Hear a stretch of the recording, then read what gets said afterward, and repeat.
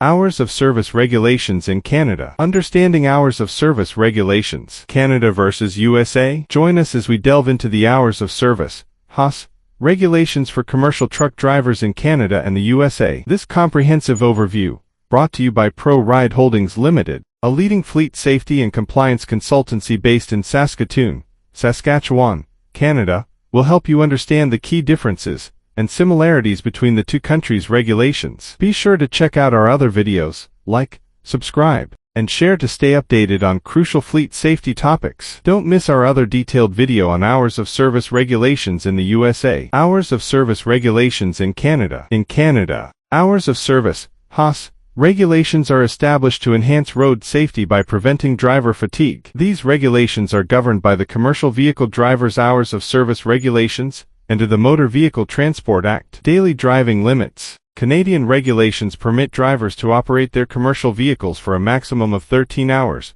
within a 24-hour period. Additionally, drivers are prohibited from driving after accumulating 14 hours of on-duty time, which includes driving and other work-related tasks. Mandatory rest periods. Drivers must take at least 8 consecutive hours off duty before starting a new shift. Within each 24-hour period, drivers must also have at least 10 hours off duty. These 10 hours can be split into 2 periods, provided one of them is at least 8 consecutive hours. Cycle options. Canada offers 2 duty cycle options for commercial drivers. 1. Cycle 1.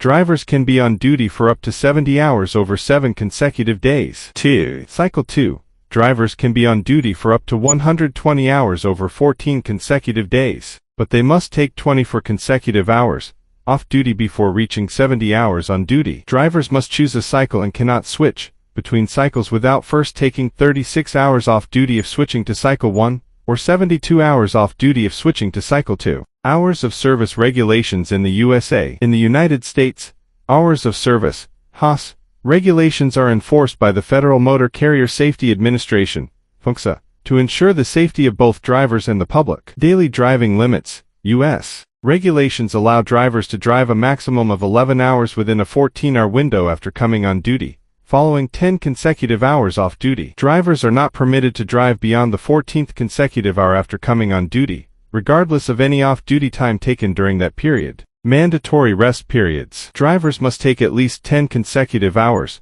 off duty before starting a new shift. Additionally, after 8 cumulative hours of driving, drivers must take at least a 30-minute break before continuing. Weekly limits. The U.S. HOS regulations also provide 2 duty cycle options. 1. 70-hour per 8-day cycle. Drivers cannot drive after accumulating 70 hours on duty in 8 consecutive days. 2. 60-hour per 7-day cycle. Drivers cannot drive after accumulating 60 hours on duty in 7 consecutive days. To restart the duty cycle, drivers must take at least 34 consecutive hours off duty, which must include 2 periods from 1 a.m. to 5 a.m. comparison. While both Canada and the USA have HOS regulations designed to mitigate driver fatigue and enhance road safety, key differences exist between their frameworks. 1. Daily driving limits. Canada permits 13 hours of driving within a 24-hour period, while the USA limits driving to 11 hours within a 14-hour period. 2. Rest requirements.